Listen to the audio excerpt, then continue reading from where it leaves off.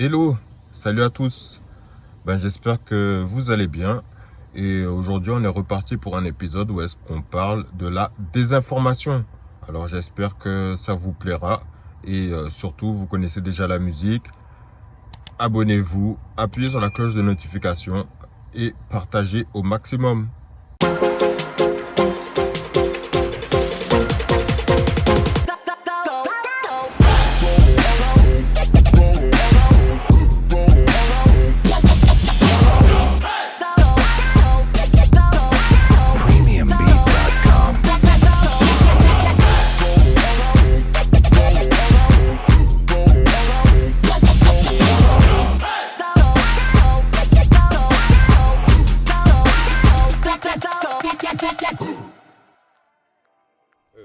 Concernant la désinformation, je vais vous passer une vidéo. Je suppose que vous avez pu déjà la regarder et ça concerne l'émission de Cyril Hanouna. Penser aux pauvres personnes en France qui n'ont pas de moyens. J'aimerais bien qu'à un moment, on arrête d'opposer les Français qui sont pauvres et les immigrés. Parce que aujourd'hui en France, vous avez 5 personnes qui possèdent autant que 27 millions de personnes. Et les 5 personnes les plus riches, ce sont les mêmes personnes qui appauvrissent la France et elles appauvrissent l'Afrique. Je vais vous donner l'exemple rien que de Bolloré, qui a déforesté le Cameroun. L'exemple de Pouyanné, de chez Total, qui est en train de faire un projet au Ouganda. Le type refuse de taxer les super pauvres. Vous voulez du coup, on va voir ce qu'en pensent les téléspectateurs. Je vais vous donner du concret. Excuse-moi, mais il faut arrêter de poser les véhicules concrets. Des richesses, il y en a, il suffit de les partager. Excuse-moi, mon chéri. Les députés, ils représentent Moi, je l'ai vécu le concret. peuple, voilà ce Un qu'ils exemple, mais tu sais que t'es dans le groupe Canal. Comment ? Donc ici, tu viens de parler du groupe Bolloré. Tu sais que t'es dans le groupe Bolloré ici. Ouais, Bolloré, il a un procès avec 150 personnes au Cameroun au sujet de la déforestation dans l'huile de palme. Qu'est-ce que tu viens foutre ici alors? Mais j'ai aucun problème. Parce que Bolloré t'a donné de l'argent, parce que t'étais chroniqueur ici. Et j'ai aucun problème à le dire. T'as aucun problème à travailler pour nous. Attends Cyril, attends. Non, mais Est-ce là, que tu es en train de me dire que j'ai pas le droit de dire publiquement que Bolloré, il a un procès avec 150 Camerounais parce qu'il a déforesté et t'es en train de dire que j'ai pas le droit de dire pour une chaîne. Non, mais dans ce cas-là, boycotte la chaîne. Oui, c'est pas le sujet. Boycotte la chaîne. C'est pas le sujet. Non, je préfère venir sur la chaîne et dire que Bolloré a un procès avec 150 personnes au Cameroun parce qu'il a participé à la déforestation. Je devrais être libre de le dire. T'es libre de le dire, mais t'es venu ici pour faire le malin. Vincent Bolloré est, c'est vrai, une réelle préoccupation pour nos économies.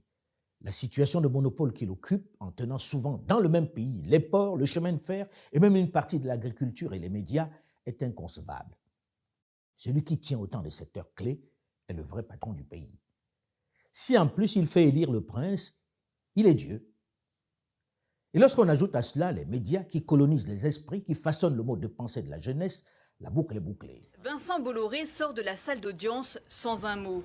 Ce matin, il plaidait coupable pour éviter un procès public, mais sa stratégie s'est effondrée. La juge l'a renvoyé en correctionnel. La justice accuse le milliardaire français d'avoir aidé 2 dirigeants africains à accéder au pouvoir ou à s'y maintenir, au Togo et en Guinée. En contrepartie, ces chefs d'État auraient favorisé les intérêts du groupe Bolloré dans leur pays. Du stockage au transport des marchandises, Bolloré Africa Logistique est incontournable en Afrique de l'Ouest. Le groupe gère directement les terminaux à conteneurs de 10 ports de la région, de Conakry à Pointe-Noire, en passant par Lomé. Lomé, Vincent Bolloré y est justement en octobre 2014, aux côtés du président Faure Gnassingbé, pour inaugurer la construction d'un 3e quai du port. Lomé est un pays stratégique sur la côte d'Afrique de l'Ouest.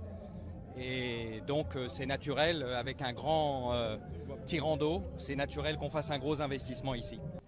Les contrats d'exploitation de son groupe ont alors été prolongés de 10 à 35 ans, en plus d'avantages fiscaux. Est-ce un remerciement pour service rendu pendant la campagne présidentielle de 2010 ? Le président candidat Faure Gnassingbé est alors contesté. Il cherche à se faire réélire. Une équipe d'Abbas, filiale publicitaire du groupe Bolloré, est missionnée pour assurer la communication. La facture de plusieurs centaines de milliers d'euros aurait été en grande partie réglée par le groupe lui-même. Au même moment, en Guinée, scénario identique. Abbas vient à la rescousse d'Alpha Condé, candidat à la présidentielle. Quelques mois plus tard, l'entreprise qui gère le port de Conakry est expulsée manu militari par l'armée guinéenne.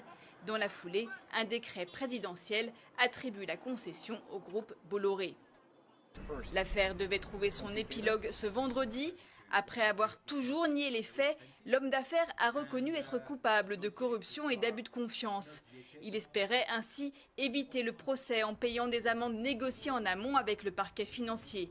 Mais la juge a refusé d'homologuer l'affaire. Alors, on a bel et bien l'impression dans cette société où est-ce qu'on a la liberté d'expression, qu'au final, on n'a pas tant la liberté d'expression que ça. Alors, j'aimerais m'attarder sur ce fait où est-ce qu'on censure un peu l'opinion publique. On est tous bien contents de pouvoir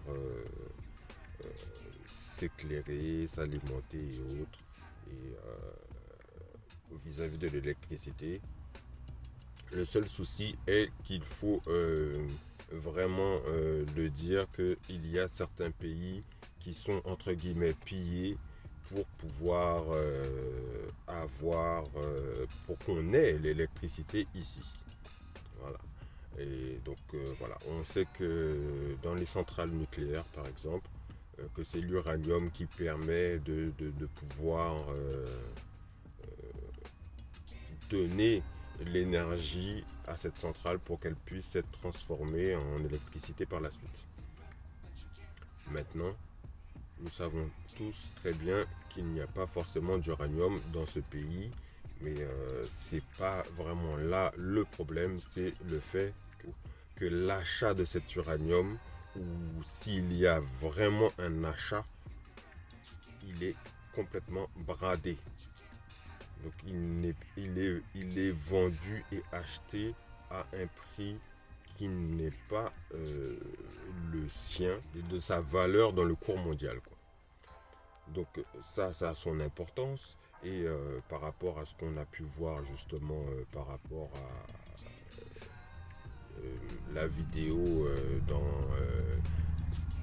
Touche pas à mon poste de Cyril Hanouna, on a pu voir qu'au final on accepte quelque chose mais on n'accepte pas l'autre. C'est-à-dire qu'aujourd'hui on peut être très heureux de pouvoir prendre tous ces petits déjeuners avec du chocolat, mais ne jamais remercier le premier producteur de cacao, ni le peuple qui justement sort ce cacao de son pays pour pouvoir faire de manière à ce qu'il arrive dans nos assiettes. Donc on peut voir par là qu'au final on a cette histoire d'immigration, où est-ce qu'on n'accepte pas les ressortissants de ce pays, et derrière on accepte quand même de pouvoir avoir un bon petit déjeuner avec du chocolat, du Nutella et autres. Nutella rempli d'huile de palme d'ailleurs. Bon, je n'étais pas prête à citer de marque, mais pourquoi pas. Donc du coup, il y a une sorte de bas blesse dans cette désinformation qu'on a, qui nous rabâche au quotidien.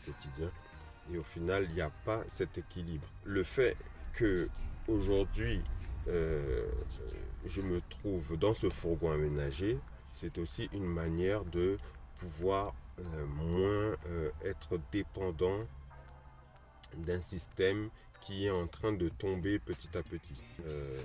Le système est vraiment bancal et que pour le redresser, ce n'est pas aussi simple, sachant qu'il y a des inégalités et que nous tous profitons, moi le premier d'ailleurs, profitons de cette électricité, profitons de ce chocolat, profitons d'un tas de choses qui ne viennent pas d'ici et qui sont pris de manière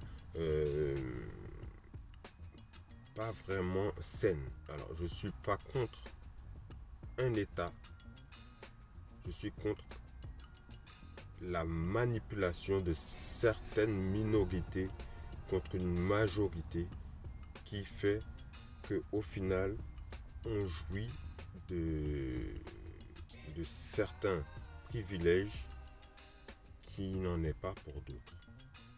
Remettre une certaine égalité au niveau du discours public, parce qu'effectivement, comme je le disais, je n'ai pas de télé, je ne suis pas ce qui se passe à la télé, Mais grâce à nos fameux portables aujourd'hui, j'ai la possibilité aussi de voir ce qui s'y passe. Et ce n'est pas forcément valorisant. Et d'ailleurs, je vous envoie cette vidéo pour que vous puissiez le comprendre. Le pays d'origine qui demandera s'ils peuvent rentrer sur le territoire français. D'accord. C'est ce qu'on demande. Alors maintenant, arrêtez de piller ces pays d'origine, monsieur. Arrêtez de piller ces pays d'origine. La France est le 3e pays vendeur d'armes au monde. Est-ce qu'il y a un pays en Afrique qui fabrique des armes? Non. Qui fournit les armes à ces pays? Qui arme les uns et les autres pour semer la discorde là-bas, pour que les gens se tirent dessus? Il y a des raisons pour lesquelles les gens quittent leur pays. je vous rappelle quand même que l'Afrique ont des gens qui sont élus démocratiquement et qu'ils ont... La blague. Alors, de tous les pays d'Afrique, c'est La pas blague. démocratique. Qui a assassiné Kadhafi? Non, mais arrête. Bon, alors, on va Qui pas a faire un débat assassiné sur l'Afrique. Kadhafi? On a Qui a semé Pourquoi la on débat sur l'Afrique alors qu'on est en train de parler des migrants de Gien? Expliquez-moi. Quel est le Alors, rapport monsieur Morandi, Ouais. vous voulez que je vous donne le rapport? Ouais, oui. À l'époque où vous aviez Kadhafi, par exemple, qui est au pouvoir, toute la zone du Sahel, elle était tenue. Parce que dès qu'il y avait des problèmes entre les uns et les autres, Kadhafi les réunissait et faisait en sorte que les choses soient dans l'ordre. Monsieur Sarkozy a assassiné Kadhafi, d'accord? Oui, non mais moi, voyez-le comme vous le voulez, mais en tout cas, c'est le cas. Responsable de ce que vous dites. Oui, il n'y a aucun problème, j'en prends la responsabilité. Et à partir de ce moment, il y a un chaos qui a Mais été donc c'est la semé. faute aux Français, c'est ça Je que vous vous êtes dis en train qu'il y a de nous des dire. raisons qui font que les gens fuient leur pays. Et les Français sont responsables. C'est comme ça. Ayant déjà fait plusieurs pays en Afrique, je dirais qu'au final, comment peut-on dire que ce continent est pauvre? C'est impossible de dire ça en fait. Et il faut aller sur place pour le voir en fait, vraiment. Et au final, on devrait dire que c'est une malgérance qui est là et qui s'impose. Cette malgérance qui est là-bas, c'est aussi, alors peut-être pas au même niveau, mais c'est aussi cette malgérance que nous avons en France et qui ne permet pas à la population française d'être elle-même. Actuellement, donc Purple Road Life, on a décidé simplement de pouvoir être le plus autonome possible pour moins dépendre de ce système. Je ne vous cacherai pas que il y a beaucoup de chances que ce fourgon aménagé nous emmène à travers l'Afrique pour pouvoir justement reconnecter les choses qu'on peut dire à l'antenne et au final voir sur place cette réalité qui est bel et bien là. Nous serons bien heureux de pouvoir vous montrer différentes réalités qui se trouvent sur ce continent, autant que nous avons montré certaines réalités qui se trouvent sur le continent, dans le pays dans lequel nous sommes, c'est-à-dire la France. Voici, cet épisode touche à sa fin. J'espère que vous avez apprécié et on se retrouve pour un prochain épisode mercredi à 18 h. Donc changez pas de chaîne et à bientôt.